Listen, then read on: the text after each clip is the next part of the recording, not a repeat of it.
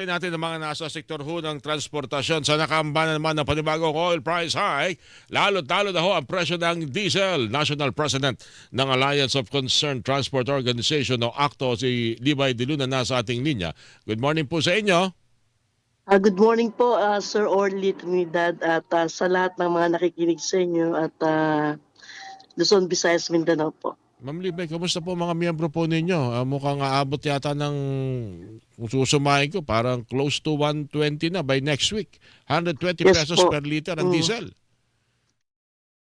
Talagang hindi po namin kakayanin na kaya kami po sa Lunes po mag-transport holiday po kami nationwide. Transport holiday, kayo lang ho ba? May mga kasama kayo ba mga transport group? Kasama po dito yung mga cooperatives, NFTC at iba pang mga grupo ng corporation namin. Ng ACTO? Yes po, at cooperatives.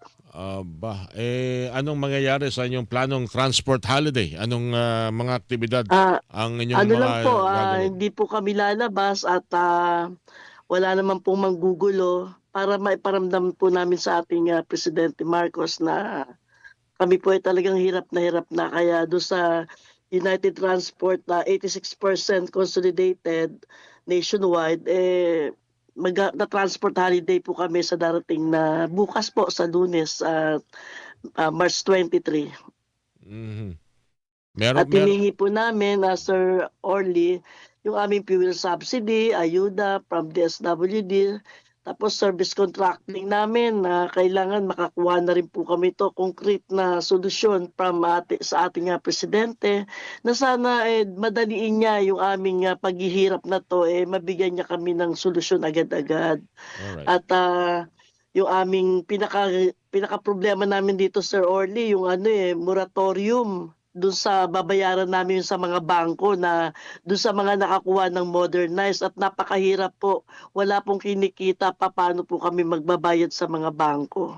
Sana Okay. magkaroon po tayo ng kontrata, maglabas po ang ating presidente at ang ating DOTR, LTFRB na kailangan magkaroon kami ng moratorium dun sa mga bangko na inutangan po namin ng ating mga cooperative at korporasyon nationwide. Bagay, hindi naman masamang pagbigyan yan. Although alam natin, by next week, mukhang nakasalang yatang bigyan ng ayuda ang mga pampasaherong driver, operator ng mga pampasaherong jeepney, Ma'am Oo nga Libay. po, oo. Pero Pero po, malaking ito nga po, tulong. mga nagsusumbong sa akin kasi may mga member din akong tricycle Mm. na wala daw sila sa sa mga listahan, hindi po nakakuha. Oba, Sabi ko, tawagan niyo LGU. ang DSWD at si Mayor kausapin. Oo. Marami pong hindi nakakuha dahil wala po yung pangalan nila pero matagal ng mga driver ng mga tricycle. Oo. Paano po kami kagaya nito, Sir Orly, yung mga drivers natin sa probinsya nakatira pero dito nagda-drive, paano yan? Mhm. Tapos sa mga probinsya bumuboto, hindi sila mabibigyan. Sana kapag kahit naman may na pangalan naman o walang pangalan kasi minsan nawawala pangalan, Sir Orly Pero kung hindi yun nagiging problema. pero kung hindi mabibigyan ng ayuda yung driver, yung operator, malamang operator resident ng isang LGU, at dapat din yan siguro naman tulungan din naman yung kanyang driver. Opo, sabi naman na ating DSW, na ating presidente, lahat mabibigyan. Usually, yung iba operator na driver din. And then besides that, may mga drivers talaga tayo na pumapalit kapag napapagod si operator, kahalating araw lang, may driver talagang kapalit. Para Ganyan po po sa mga nangyayari sa amin, Sir Orly. para sa kapakanan po naman nakikinig sa atin, ang inyong transport holiday, anong mga lugar ang posible maapektuhan po nito at gaano ba kalawak ang inyong mga Nationwide po miyembro? yan, Sir Orly.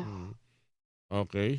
Mga miyembro po ng ACTO. May binabagay kayo na iba pang mga transport cooperative. Tama po ba yan? Yes po, kasama po. Oo, yung mga federation ng national cooperative, kasama rin po sila. Kasi ang alam ko, ang grupo ninyo, hindi lang jeepney. Misael, ang NFTC, kasama po lahat po kami. Ang inyong grupo, hindi lang jeepney. UV Express din yata, tricycle, sabi nyo nga Opo, kanina. kasama And rin taxi. po. Opo. Taxi, may meron kayong mga taxi operator? Meron po, nasa La Trinidad po, Sabi mo. 200. Okay. Isang araw lang po ito. Yes po.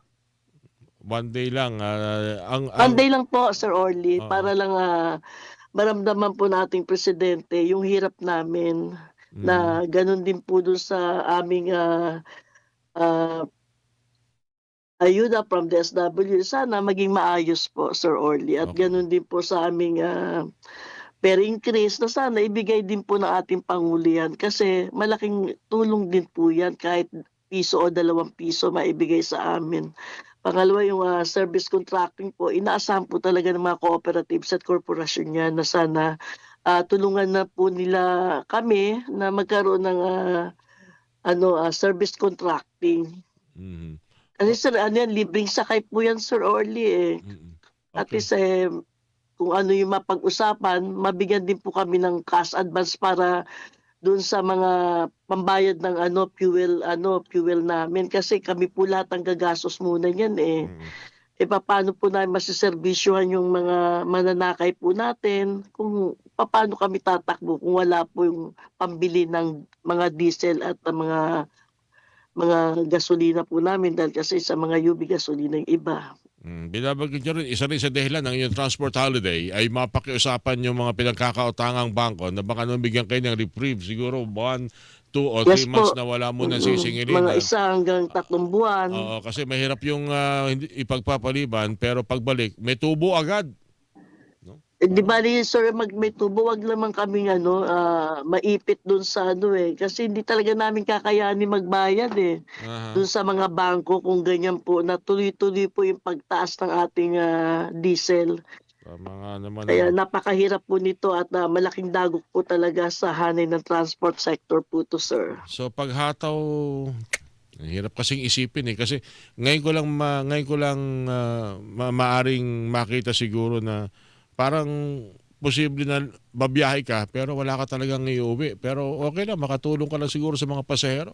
Dahil Opo, 100 ayun nga po, makatulong po napakataas. sa mga pasahero kasi may mga anak din kami, may mga nag-aaral din po at mga kamag-anak na pumapasok din sa kanilang mga hanap buhay. Yun din po yung iniisip namin. Mhm. Alright, anyway, sa ngayon po ba, ano ho ba yung sitwasyon ng inyong mga miyembro? Meron ba kayo Hirap po naririnig na, talaga, Sir Ma'am Libay, Orly, baka meron kumikita na pong lang ng 150 a day. 150 a Talagang day? hirap po dahil sa sobrang mahal ng diesel, hindi po talaga kakayanin.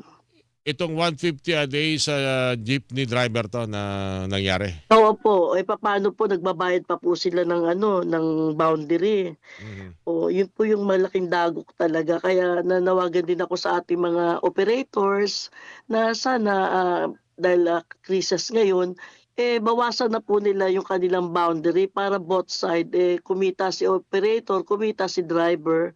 At least, Sir Orly, may pambili sila ng, kakanin sa kani-kanilang mga hapagkainan. Pare-pareho silang meron may papakain sa kanilang mga Opo, mahal sa opo. buhay. Alright, anyway. Sige po, Ma'am Libay, at well, sa tingin ko dapat din naman sigurong mapakiusapan. Marapatan siguro na pati yung inyong bumanong obligasyon sa biniling Opo, isa sasakyan yun sir pinakamalaki sir na problema ng ng hanay ng transport sectors, yung baka mga naman. nakautang na. Kasi isa yan sa panawagan ng pamahalaan ng nakaraang linggo eh. Lahat ng mga Op pribadong kumpanya makitulong, tumulong sa ating sitwasyon ngayon. Opo, Maikling sakripisyo, konting tubo, baka pwede wag na munang pansinin. Isa ito sa opo. pwedeng tinan siguro lalo sa mga bangkong pinagkakautangan ninyo. Yun na nga po talaga sir, yung Mm. talagang big, highlight dito. Yun yung pinakaproblema namin at sana po, mapakinggan ng ating presidente at, kausapin po kami. Kasi yung hanay ng transport sectors hindi pa po niya nakakausap, ng personal. Isa Oo. yan sa mga nagiging problema rin namin. Hindi namin alam kung anong mga gagawin. Hindi namin alam, pupunta kami sa ganito, sa ganyan, puro pangako, pangako, wala namang nagagawa. Ako, naiisip ko tuloy sasakyan kong jeep mamaya pa uwi nito eh. Dati kasi pag magbabayad ako 15 pesos, isang 10 pisong coin, 5 peso coin. Ang minimum is 30. Hindi ko na kinukuha ang sukli. Mukhang ngayon gagawin Oo ko nga ng po, 20 ako pesos, ganun no, din po Andoy? yung ginagawa ko Ang minsan. gagawin kong bibigyan ko 20 pesos, sasabihin ko, sige, sa inyo na po yung 7 pesos. Nelson, matindi Nakakaawa to. po talaga Sir Orly yung mga drivers natin at ibang operators kasi minsan halos 50% sila na rin po yung nagda-drive eh. Sila rin yung driver, yung mga operators Anyway, natin. hindi ho And masamang then sa isang sasakyan po, Sir Orly, dalawa po yung extra driver para lang kumita, pina-extra nila sa pagda-drive. Pinag-usapan natin yung mga nagkakawang gawa natin mga pasahero. Hindi ho yung iba sitwasyon na yung driver talaga namimilit. Pinipilipit ang pasahero. Wala Oo, naman. isa Wag isa naman pa dito, ganon. Sir Wag Orly, yung naman mga ganon. PWD na 20% discount, isa pa rin yung nagiging problema. Anyway. Lalong walang kikitain talaga pag sumakay si ganito, yung ating mga estudyante, o malaki ring discount yan. Yung ating may mga kapangsanan, wala isa tayong pa rin magagawa po kasi yan. nasa batas Kaya wala talaga talaga yan silang kikitain Oo. talaga, sir. Nasa batas kasi yan eh. Anyway, maganda siguro tulong-tulong na lang tayo pare-pareho para Yes po, sabay-sabay sana nga nating po malalampasan ito. matulungan tayo ng ating gobyerno na lahat naman po naman nakikisama Mm. at kailangan po namin talaga yung concrete na solusyon ng ating presidente na may sulat talaga, may papel na ito yung moratorium namin na sana ito na po, ganyan-ganyan para sumunod naman po yung mga bangko. Okay, Ma'am Libay, maraming salamat. Magkakamustahan po ulit tayo bukas. Thank you po sa inyo, Ma'am. Maraming salamat po, Sir Orly Trinidad. Magandang umaga po and God bless you. Gayon din po kayo. National President ng Alliance of Concerned Transport Organization o ACTO, si Ma'am Libay de Luna, ang inyo po napakinggan confirmation para po sa kanilang gagawing transport holiday bukas, mga kapuso nationwide. Superadyo DZWD Last Report. Alam po parin Carla, marami silang mga ano talaga dyan. Marami din silang Hilingan, walang pinoprotektahan.